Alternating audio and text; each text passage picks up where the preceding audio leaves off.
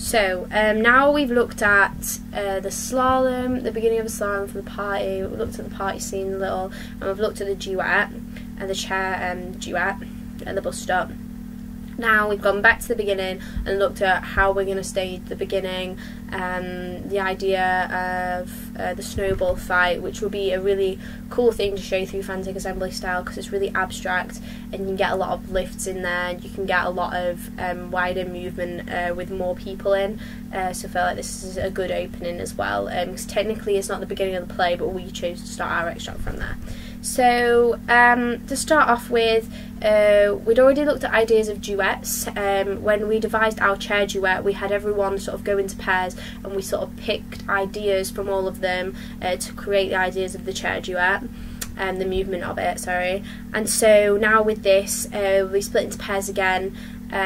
Catherine is currently injured because of her foot, so she couldn't join in this, and she was away. So instead we had two other pairs. We had Izzy and Hannah 2, Leah and Marlon. So they both created a sequence of movements with a squeeze duet, so they included things like counterbalancing, lifts, and squeeze movements, so like the tilting one and stuff like that. At the same time, we're sort of showing this idea of like moving around, throwing snowballs. It's sort of like abstract movement of that, and we evaluated each's performances. Once they'd created the duets themselves, we watched them and we looked at them and we sort of said, yeah, those bits are good, and we sort of tweaked them a little bit about trying to show the idea of like two rival groups throwing snowballs.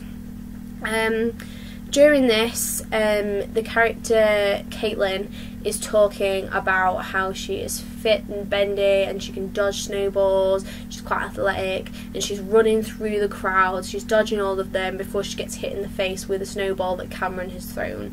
Cameron and Caitlin have first established that they sort of have this mutual sort of attraction towards each other.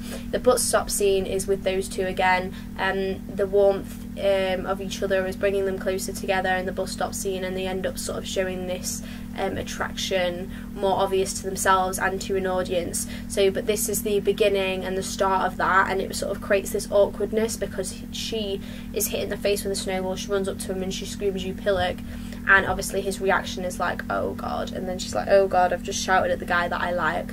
So it's sort of this awkward interaction into what later develops to be this sort of like crush that they both mutually share in each other. So in terms of incorporating Caitlin, which I was playing, into this piece, we sort of decided on maybe her bobbing and weaving, saying, because she's saying things like, I'm swift, I'm bendy, and I have dodged every snowball, and if she's physically doing this, which is what Frantic Assembly would do if they got the same lines as us, bobbing and weaving between the two duets.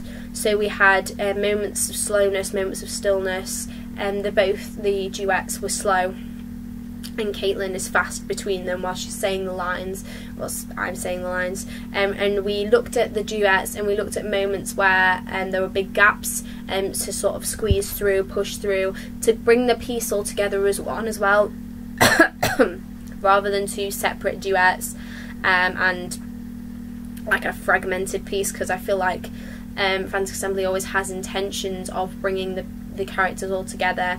It has intentions of creating this overall picture, and not like little sections or split scenes. That's not really their style. So in terms of that, the choreography with the snowball fight and stuff, we hadn't really figured out the beginning in terms of like the initial snowball fight of like throwing snowballs and stuff, but we're going to figure that out into leading into the duets, but we figured up till the reaction, the idea of unison when we lean back in and get hit by a snowball, the ideas of different lifts to bring all the characters back together. We were going to add Catherine into this. We weren't sure how yet, but we're mainly looking at the idea of that we've already got in terms of Caitlin bobbing around. We need to create more definition in terms of what she's doing, because when evaluating this it looks really messy. And we also wanted to add in the idea of like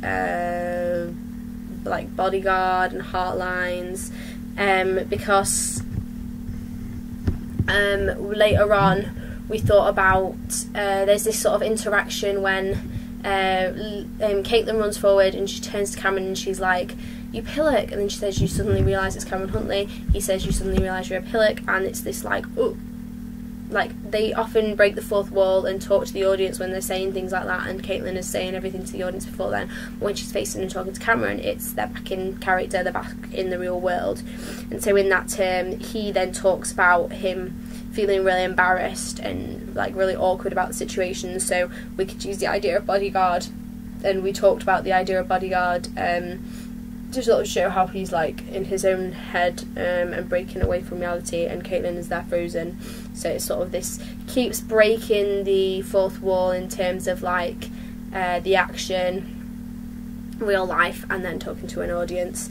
And then the idea of heart lines for a phone potentially. So we looked at the ringing of a phone, because they all look through their snow gear. So if we created ideas of like the heart lines and stuff to look for the phone, and then it all in unison can speak about the phone. We've not really thought about that just yet, I don't think. I think in the next lesson we're going to work on making it more fluid.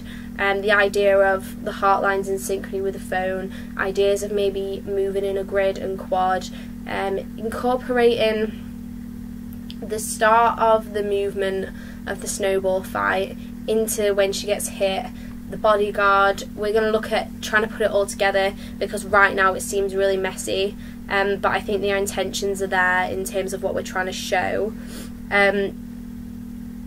Finally, when looking at like the duet pieces, they're definitely different to the chair duet, and I think this has to be important because they still have to be high energy, because the chair duet is quite slow. There are moments of like interaction between the two characters and stillness.